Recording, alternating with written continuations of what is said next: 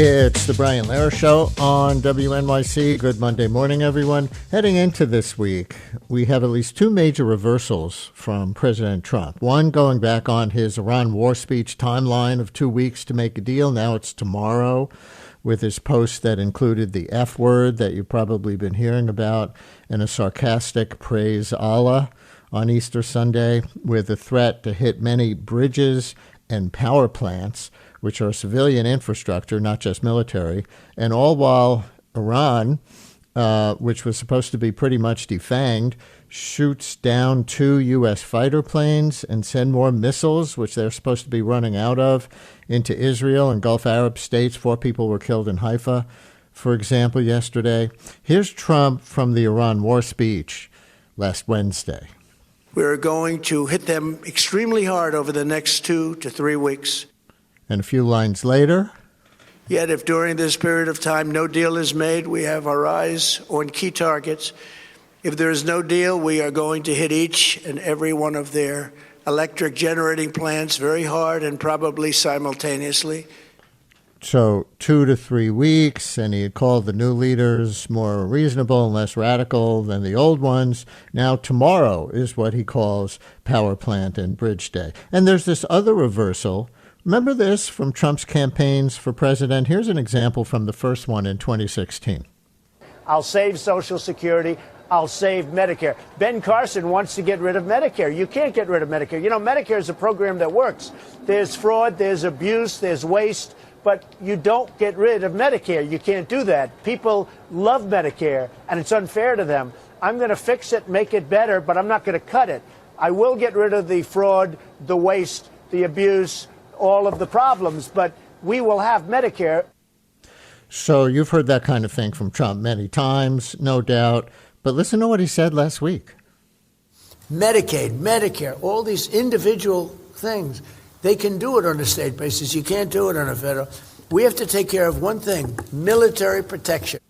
One thing, military protection. You can't do Medicare at the federal government. Well, Medicare is a federal program. So heading into the midterms, Trump is running on getting the government out of Medicare. His new budget proposal does include more defense and less for health care. And then there are those firings of hyper-local Trump, hyper-loyal, let me say that again. Then there are those firings of hyper-loyal Trump cabinet members, Pam Bondi and Kristi Noem, another kind of reversal. What exactly is happening here? Maybe more consistent, the firing of the Army Chief of Staff and denial of promotions to some senior-level military officers who happen to be black or female. Let's talk with Sarah Fitzpatrick, staff writer at The Atlantic, covering national security and the Department of Justice.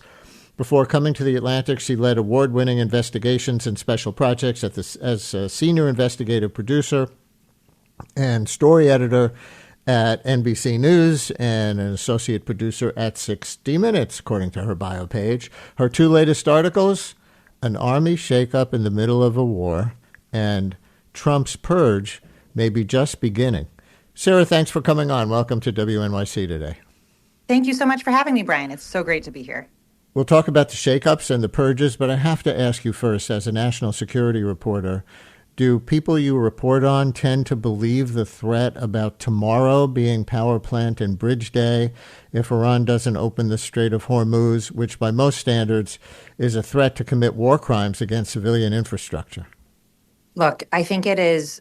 The people I report on are extremely alarmed, I cannot overstate, as someone who covers national security, most of the people I talk to are very even-keeled, not easily emotional. And I think there is a level of panic that just cannot be overstated, because what we are happening here is we see kind of policy by Truth Social Post, which is totally, it appears, not taking into account any of the expertise, any of the intelligence assessments, any of the things that our country has spent so long putting in place to ensure the safety of Americans, not just in the military, but here. And so I think we're in this really complex moment in which we have a president who is extremely erratic and is not following any of the normal things. So it's a matter of the national security establishment in the United States being able to follow through, anticipate, plan for. And then it's also our allies and our enemies who don't fully trust what he says. And that adds a level of complexity that I think we have not seen in a very long time, perhaps ever. As I mentioned in the intro, in the president's Iran war speech last week, he said 2 to 3 weeks, and that the new group is much more reasonable to deal with. How did 2 to 3 weeks become Tuesday, and the leaders become effing you-know-whats? Look, there's a level, I think what you have to understand here is there kind of the planning, actual planning within our government, and this is true not just at the Pentagon, but I think across multiple U.S. agencies, it really goes one way. It goes from the White House to the cabinet secretary, and then those things are implemented. It is not a two-way street in which information, assessments, cautions, basic facts are going both directions. It is a one-way by edict. And I think that is a tremendously dangerous position to be in for all Americans. Is there a take on this that we can all tisk about using the F word in his post and changing the deadline, and we can say he's crazy? I saw, General Barry McCaffrey, former military leader, on television this morning saying he's like an elderly man sundowning, and then he starts posting consistent with that. But actually, he's not crazy. He's crazy like a fox, keeping the enemy off balance and feeling threatened, that the unpredictable changeability is a feature, not a bug. Look, I think there's some truth to that argument, which it does leave everyone that the Trump administration deals with, from our allies to our enemies to individual people that are trying to implement this policy. It does leave everybody off balance, and it creates a situation, I think, in which there is a level of acquiescence because it is so unpredictable. However, I think the crazy like a fox the fact pattern just doesn't stand up to any scrutiny, because if you were crazy like a fox, you would have plans in place. You would have other, scenario planning. You would have a thought out thing. This is what diplomats and military advisors go to, train their entire lives for, about if we do this, they're going to do that, and you're trying to look 10 steps ahead. I think what you see from this tweet is no one's thinking more than a couple hours ahead. And even, this rescue over the weekend, which of course we should all be overjoyed for, that an American was rescued, it is also a totally, those things are not without risk, and those things are not without consequences. And every time we do something like that, it demonstrates the enemy, our adversaries, they learn more about our planning. They learn more about what we're doing. And so it's I hate to say it, but I think it's a very unforced error. And I think that's how members of the military, the rank and file of the military, and the intelligence community really see what happened over the weekend. It's not a victory. It is a really problematic and unfortunate situation. There is reportedly a peace plan on the table today being brokered by Pakistan. Does it have a chance before tomorrow, or at all, as far as anything you can tell, or anybody you're talking to? I think right now it's a very live ball based on everyone that I'm talking to. I think a peace plan is only as good as both parties' willingness to truly enforce it and stick to that. And I think if you are sitting opposite, if you're sitting at that negotiating table and you're sitting opposite the United States, what confidence do you have that the United States is going to follow through on its promises, small or large? I think that is a unintended consequence here that is absolutely changing the dynamic. You also have to remember, for the Iranians, I think there's based on everything that I see and the people that I speak to, I think there is a real misunderstanding of how this regime and the public thinks and interprets these threats, any idea that these threats are de-escalating the situation or moving, the other actor into a better situation, I think is completely misguided and just, again, ignoring your own intelligence, ignoring your own expertise. Every time, this administration, Hegseth, Trump, or others leads with bravado, it's just ratcheting things up. And for the Iranians, they very much view this as an existential crisis, an existential threat. They believe that they will fight to the death. And I don't know that our security administration apparatus is truly taking that insight into account when they're making these plans.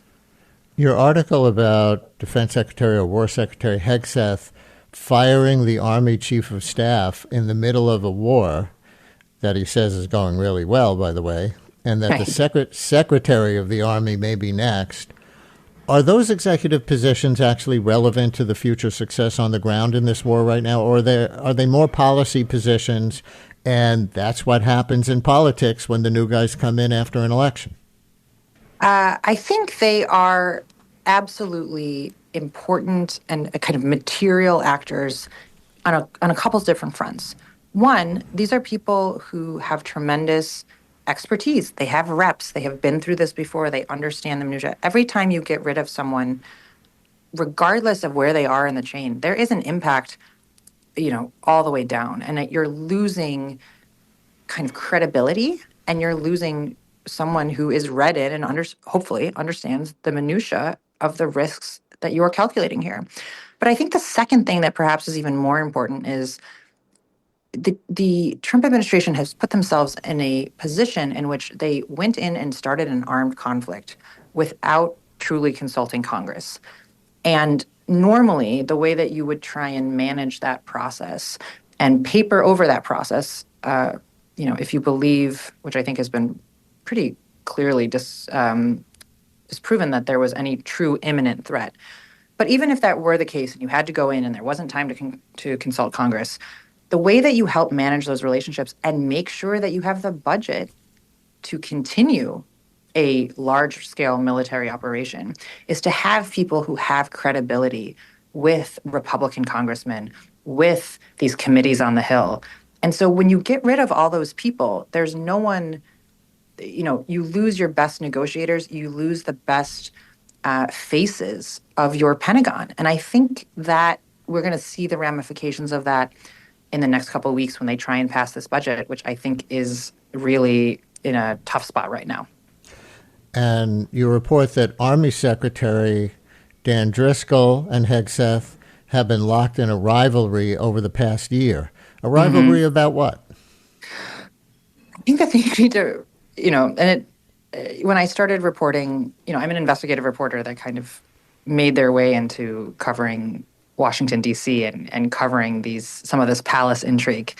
So for me, it is a fascinating education in how much of our policy and is driven by individual personality conflicts, desires for credit, desires to be seen in a certain way. I mean, you really can't underestimate the pettiness, and I think that is something that I am continuously shocked by every day, and I think we as journalists need to kind of explain that to our readers, because I think there is a rivalry that is based on not necessarily differences in, really, change thoughts and kind of intellectual stances. This is something a little bit more superficial.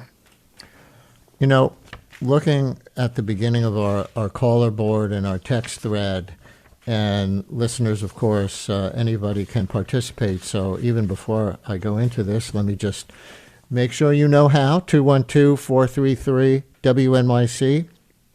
Call or text 212-433-9692. Your comments and questions welcome. For the Atlantic's National Security and Justice Department staff writer Sarah Fitzpatrick. on all the firings and denials of promotions in the military. We're going to get to the denials of promotions and the race and gender questions therein. Also, the Pam Bondi and Kristi Noem firings, and what the headline of the article by Sarah, "The Trump's Purge May Be Just the Beginning," indicates, or about the war and Trump's expletive-containing threat to shrink the timeline for a deal with Iran to tomorrow night, he says Tuesday night, 8 o'clock Eastern Time, before bombing the country's power plants and bridges. 212-433, WNYC, 212-433-9692. I don't know if I should be surprised by this or not, but we're getting texts like, when is it an obligation of head military brass to decline to follow an order that is a violation of the Geneva Convention? This is an excellent question, and it's a testament to the intelligence of your listeners, because this is the key question that we should all be asking. And it's a really scary situation for many of the people in leadership positions, even among the rank and file at the Pentagon right now. My sourcing suggests that there's a real concern. People are asking for advice. People are going to their leadership, going to their chaplains, going to, anyone, consulting outside lawyers and hiring outside lawyers. This is a real, true concern. And what we've seen, I think I've reported this in some of my prior articles, is when you bring this to the attention of Hegseth and those close to him, hey, are you concerned that you are frightening, that this is a concern among the people that you lead? I've had, people close to Hegseth say on the record, yes, like if people are concerned, then they're part of the problem. And that is incredibly telling and also chilling for the people that are, going to be responsible for carrying out these orders. And several other listeners are suggesting impeachment. One writes, invoke the 25th Amendment now, which is the constitutional amendment by which you can remove a president for being incompetent. And related to this, there's an article on the Bulwark this morning, which started life as a sort of never Trump Republican news site, by, of all people, William Crystal, who was, very conservative, top advisor to Vice President Dan Quayle, was very instrumental in beating the war drums for the Iraq War, who offers two proposals on a Bulwark newsletter piece today. One, let me just get the exact language here that relates to what we were talking about. Here we go. The first proposal is that we think seriously about the case for internal resistance within the executive branch. They can remind themselves that they are obliged to obey the law rather than the illegal wishes of their boss or their boss's boss. So that goes beyond this very specific military code of conduct thing, right? Where people in the military should refuse an illegal order, to people in the executive branch and the policy and politics branch. And then he suggests starting impeachment talk again. And Bill Kristol says he knows that Trump, who was impeached twice but convicted neither time, is not about to be impeached again right now, but that it's useful to start talking about that again. And that's coming from Bill Kristol. And, after the deflating to the Trump opposition failures to convict in the Senate, I mean, these are indications to me of how the temperature is rising in various circles over how Trump is escalating various things. Absolutely. And I think, what it's telling, I think our listeners really need to understand is there is such a disconnect between what Republicans, specifically Republicans in Congress, which I think what we've all learned in this process is laws are only as good as your willingness to enforce them. And we don't have a Justice Department that appears at all interested in pursuing, crimes or in pursuing these kinds of questions on a criminal level. And then we have a head of the armed forces who's saying, these are silly things. They're not real, really being dismissive of these things. And so what I think is really important is the only avenue that I can see is for congressional Republicans to have the political will to start those conversations or enforce those conversations. And I think what Americans have there's a real disservice for American voters because I, as an investigative reporter, get to hear all the things that Republicans and Democrats say behind closed doors and how concerned they are, how worried they are about even just the quality of the information that is being told to Congress in classified briefings. They are concerned about whether or not this is truthful and how accurate this information is. They believe that they've been misled on several occasions. But there's a real disconnect between what Republicans are willing to say in private and what they say in public. And I think until that changes, it is hard to see those conversations having any kind of heft or seriousness. But again, it's all about one or two people willing to have political courage. And we've seen Republicans have political courage on other issues, on the Epstein files. We've seen it a little bit around the boat strikes. So there's absolutely indications. It's a matter of follow through, which is what they're elected to do. Some text coming in. Listener writes, has anyone noted that the amazing rescue job that was done by the military were trained by the officers who were being fired? Another one says, if Trump is impeached, we end up with Vance. Is that better? Another one just asks you, what is the likelihood that military leaders will finally reject illegal orders? What would you say to that listener? I would say the likelihood, it's hard to tell, right? Individuals, you never really know someone's character until they're placed in one of these situations.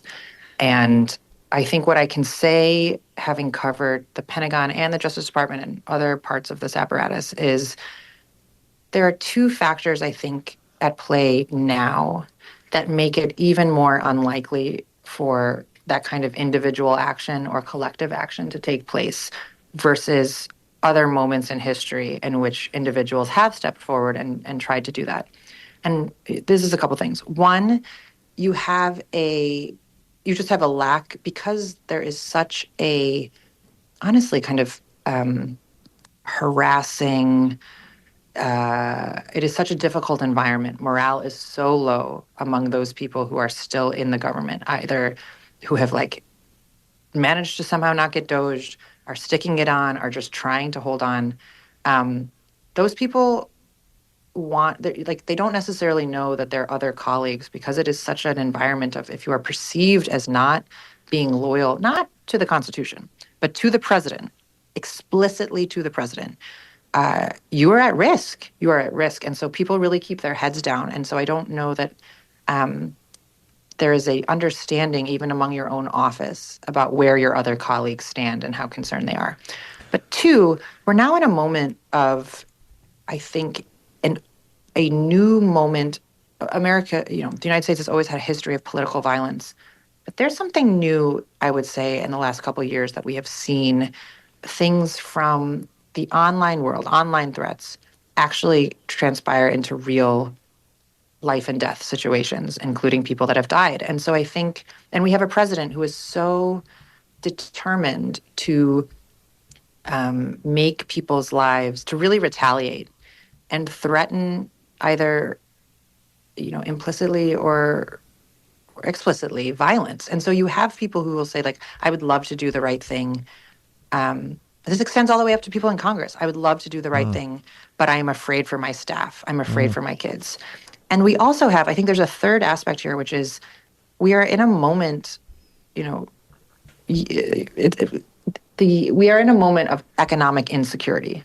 I don't think there's anyone, including you and me, right? Our paychecks do not go as far as they once did. Mm-hmm. And so if you are one of these people, you have to worry about your mortgage. You have to worry about providing for your family. And so I think people are really stuck between a rock and a hard place of their responsibility and their safety. And, we hope that people act in a certain way, but you never really know someone's character until they're pressed with it. So I would say to your listener, I think it is less likely than ever before. However, I think also some of the things that are going on behind the scenes and, in this war, are really spurring people to have these conversations, at least behind closed doors.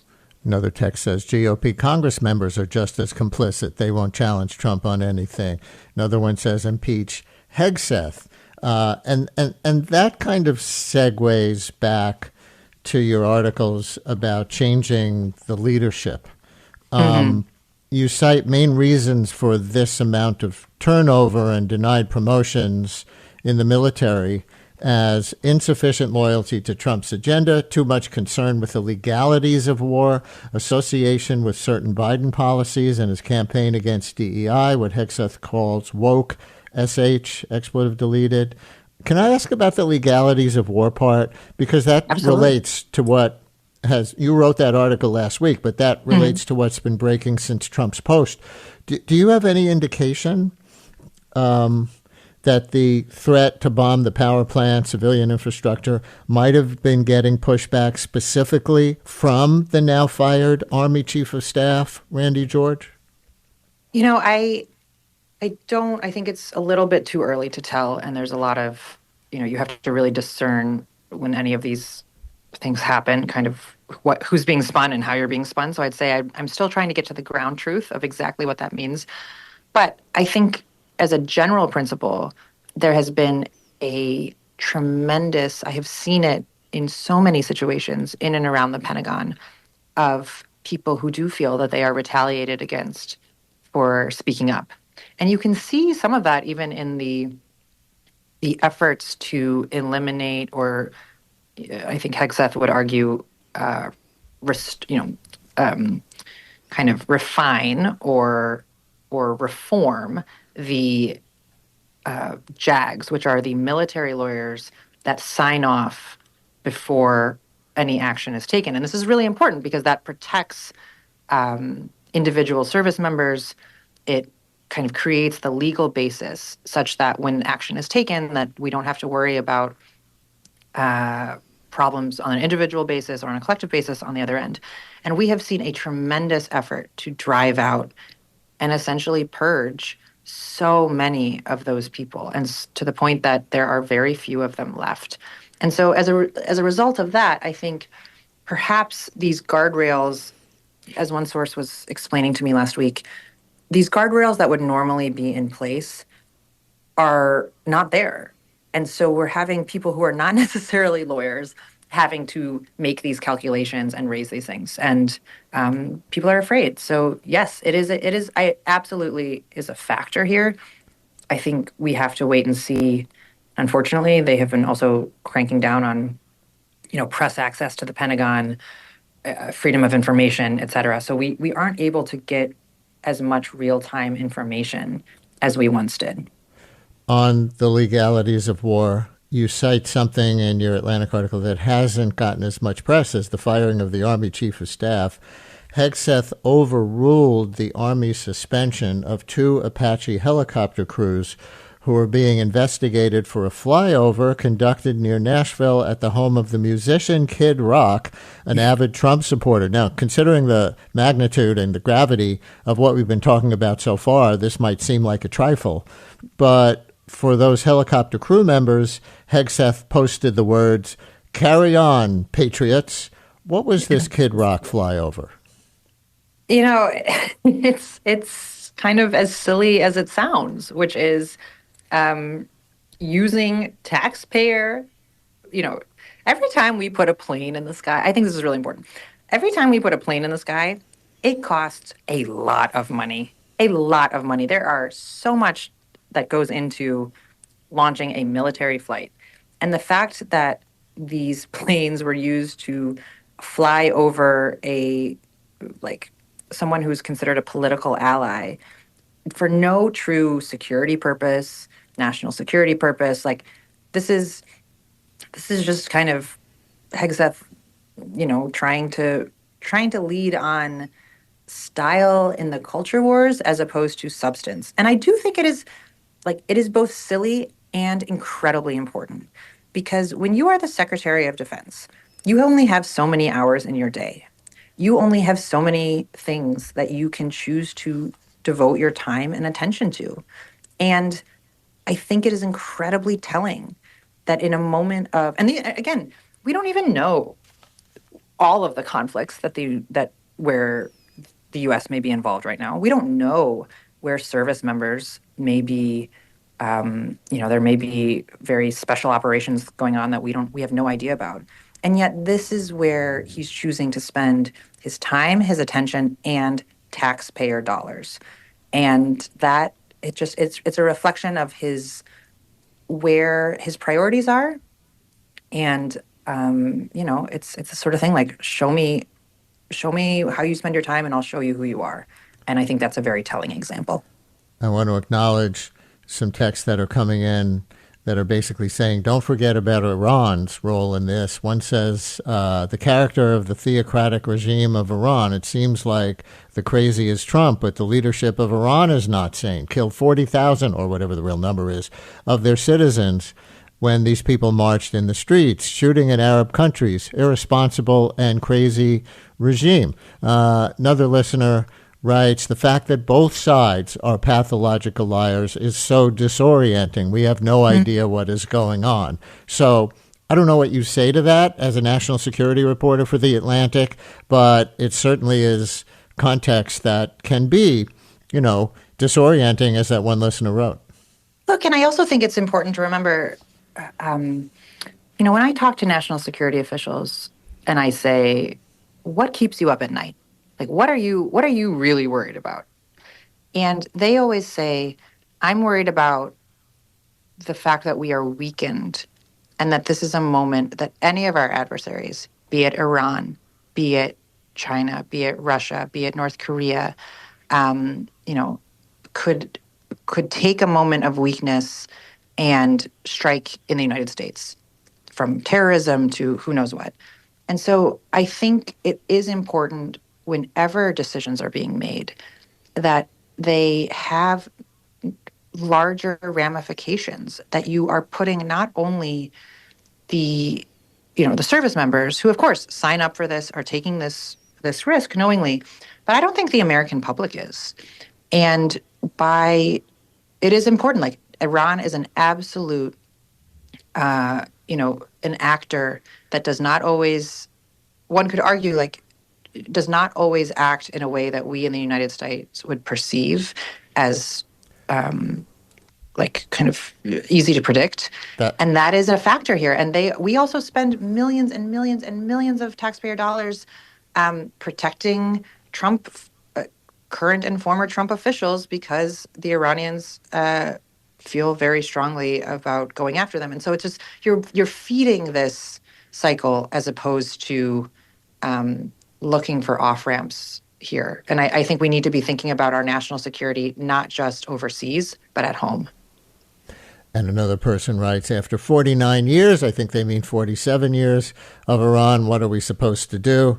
We'll let that sit there as a rhetorical question mostly, but maybe as a reporter, what other people in, the military or intelligence establishment might have said as an alternative to the way Trump is proceeding with Iran. So this is my colleague Shane Harris, who is just a fantastic national security reporter, specifically on the intelligence front. He has a great piece out. I think it published over the weekend, but it's on the front page of the Atlantic website right now, about how Iran is the largest intelligence failure, and we should be looking at it as that. And it really speaks to what was known before we went in and the choices that were made. So I would encourage everyone to read that article because it's really, really well done. But we knew they were supporting Hamas and Hezbollah and the Houthis and, other things. So what was the intelligence failure? I think the intelligence failures have to do with knowing, the Trump administration has tried to present we couldn't have predicted that certain things would happen, the Strait of Hormuz, et cetera. That was absolutely known, predicted, communicated. And there's some other things that I think historically we know from how information gets transmitted across the intelligence community and across the Pentagon about to what extent downside risk, potential problems, how clearly are those things being articulated, and who is receiving that information, I think remains a little bit of a mystery, and that's a problem. When we continue in a minute with Sarah Fitzpatrick from The Atlantic, I want to turn to the denied promotions of black and women officers, which have made a little bit of news. NBC is reporting that there were more of those than the 4 that the New York Times first reported. And what that's about, stay with us. Brian Lehrer on WNYC. We continue with Sarah Fitzpatrick from The Atlantic, who covers national security and the Justice Department. On the denied promotions of black and women officers, what made the headlines last week was 2 women and 2 black officers, as reported by the New York Times. NBC News now reports Hegseth has taken steps to block or delay promotions for more than a dozen black and female senior officers, some of whom are seen by critics as having been targeted because of their race or gender. But a Pentagon spokesman is quoted in the NBC story saying on Friday that under Secretary Hegseth they have meritocracy, which is apolitical and unbiased. The NBC story does also note that some women and officers of color have been promoted under Hegseth. So, Sarah, my question for you is, and understanding that you have not reported this story directly, how can we measure merit versus bias in the Pentagon? I haven't seen reporting yet that describes how merit is officially determined for senior military officers to get promotions. So if Hegseth is consciously trying to keep the top ranks very white, or if he is subconsciously biased and sees women of people and people of color as less qualified than they actually are while thinking he's not, if those are the allegations, how is merit for those kinds of promotions determined, if you know? So I think it's a very complex process, and I think the merit is like how it is measured is different for different types of roles. And remember, there are so many different types of roles within the military. It is a huge, huge operation.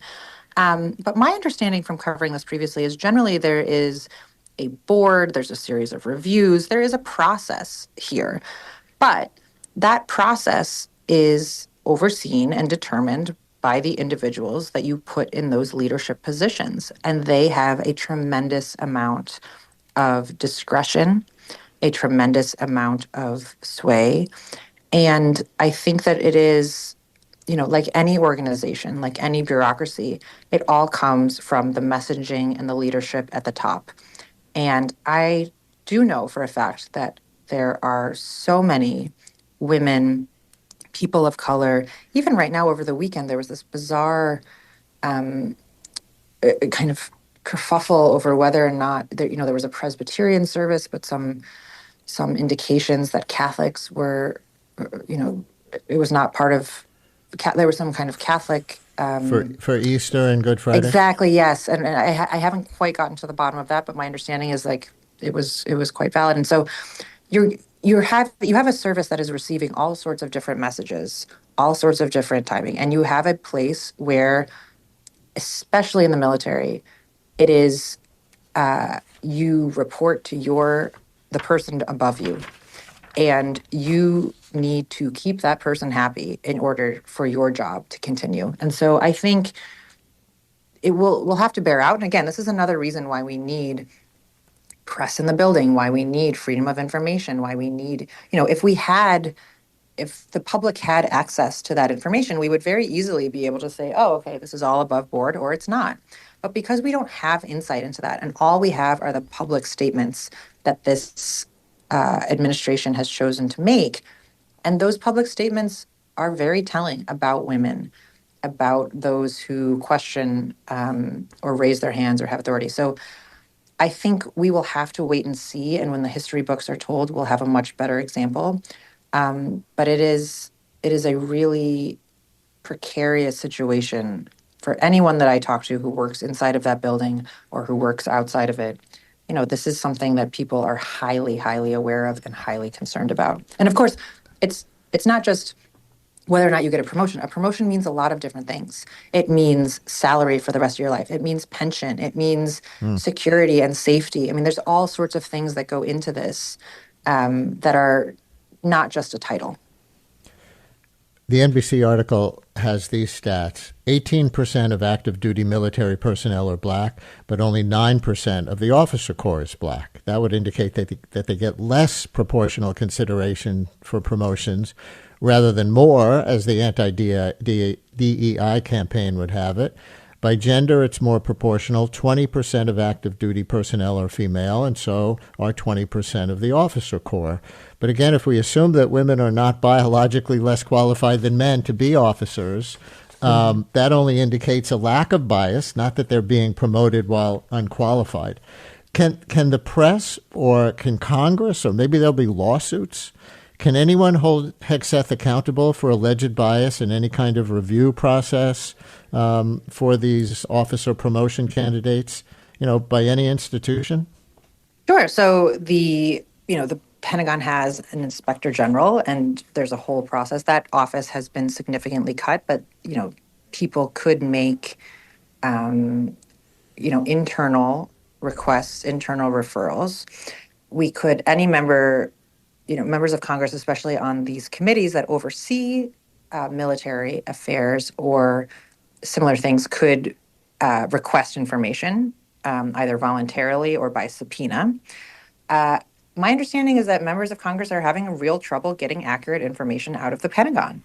And so it all goes back to political will. Are you going to enforce that? If someone gives you not enough information or insufficient information, do you actually hold them in contempt of Congress? Do you make a criminal referral? We haven't seen that yet, but that option is always on the table. And I do think it remains to be seen, military law versus civilian law is, sometimes a little bit tricky here.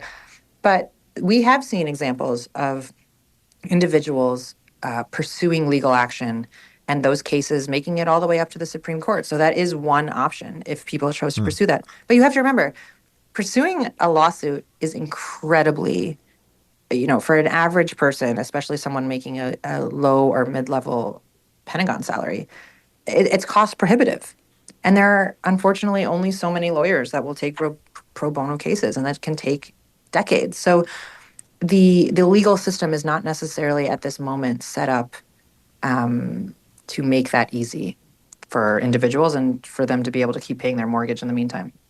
Supporter of the war writes, Trump administration officials have been saying in interviews, of course they were worried about the Strait being blocked, but why should that stop the war on Iran's lethality? Destroying their leaders, missiles, and nuclear capabilities, Iran actually had and still has some weapons of mass destruction.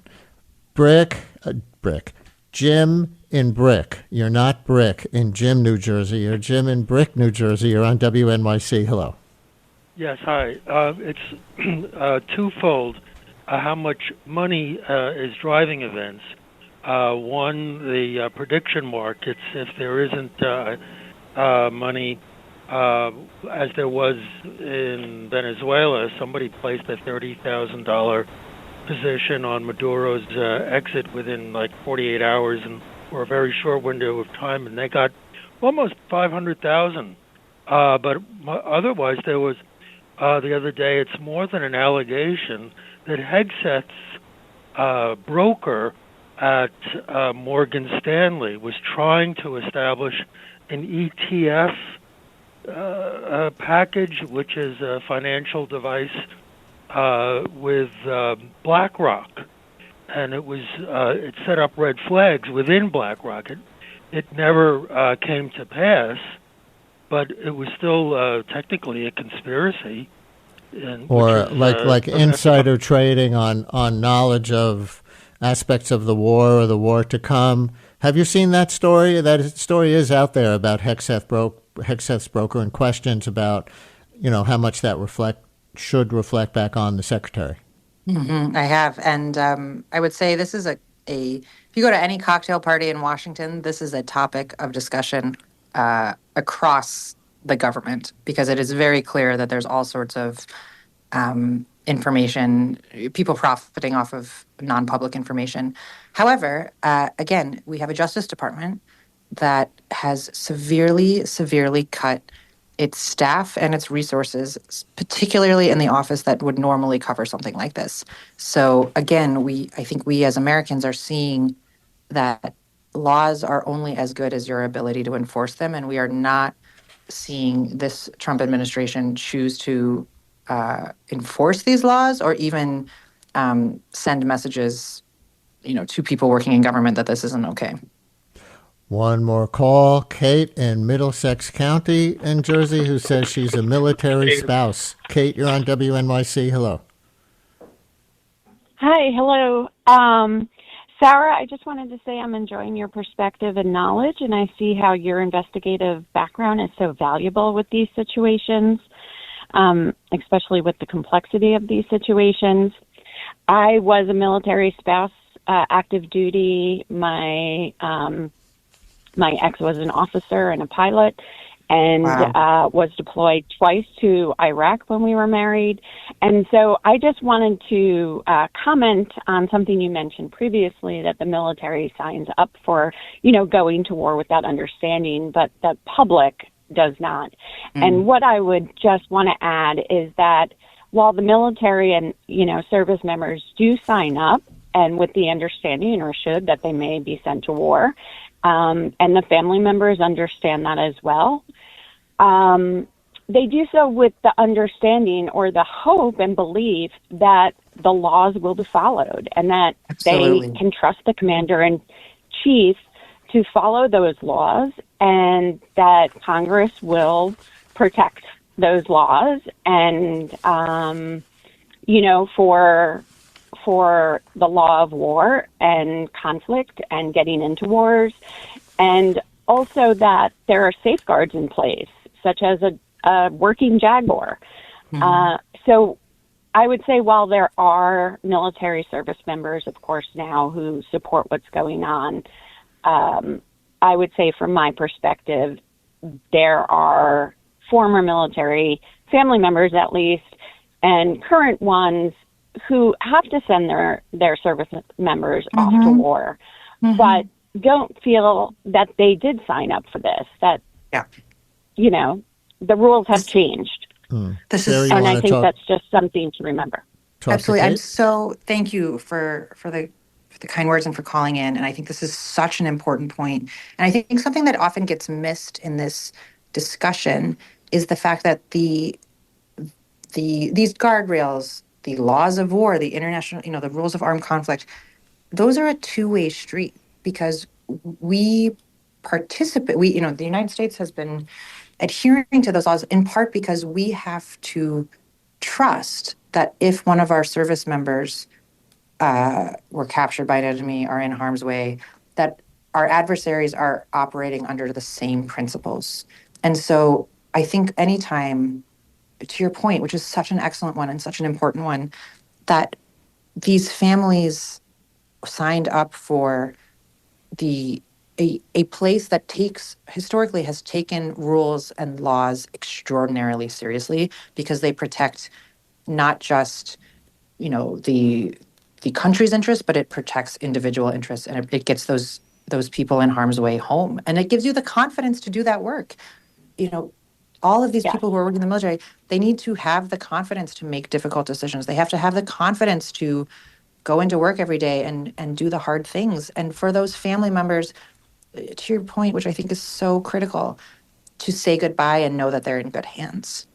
And I think there are so many people around the world who, when you sign up for the military, it truly is a family commitment, and we should never lose sight of that. Kate, for you as a military spouse with a perspective, that you're articulating, I have read, and maybe Sarah can confirm this or refute it, but I have read that recruitment is up under Trump and Hegseth. Does that surprise you, or would you have a theory as to why, if that's true? It Go does ahead first. surprise me. Oh, Kate, go ahead. go ahead. No, Kate, No, you go ahead I'm first. asking you You first. know it better than me.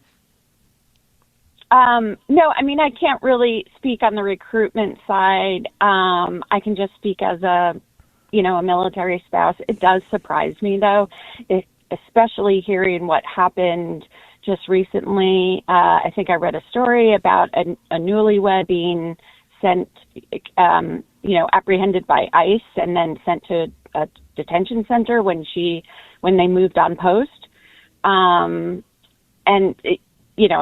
haven't verified that story, but that does surprise me, that the recruiting is up. And I know it's taken a hit in recent years. I know, in the past, a lot of the programs that have been set in place for military spouses with, for example, regard to improving work opportunities, those were set in place specifically because they found out that military spouse happiness and employment opportunities were directly related to military servicemen staying in or getting out. Mm-hmm. And so I think when the spouses are unhappy, that is, they make decisions as a couple, whether or not they're going to stay in. For married, they make a decision whether or not they're going to sign up. So that might be retention more than recruitment, but I hear what you're saying. Is that a true fact, Sarah? Recruitment is up?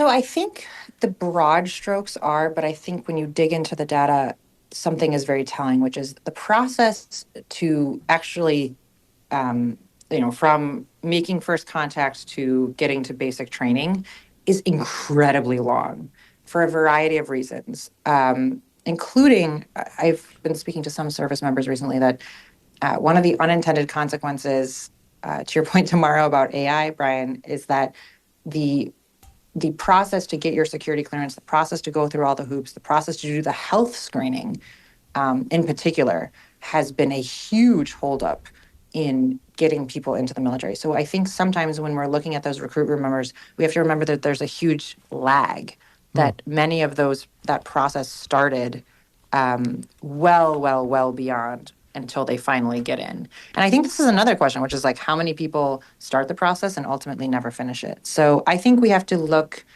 at those numbers carefully, but also skeptically. I think also, too, you have to remember, anytime that we are in a moment of economic instability, generally people will seek out what they perceive as more stable employment, and often the military is one of those things. So there's a couple different factors at play here. But the true test, and I think this is a really important point that she brings up, is retention.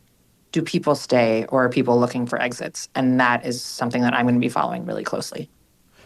My guest has been Sarah Fitzpatrick, who is a staff writer for The Atlantic, who covers national security and the Justice Department.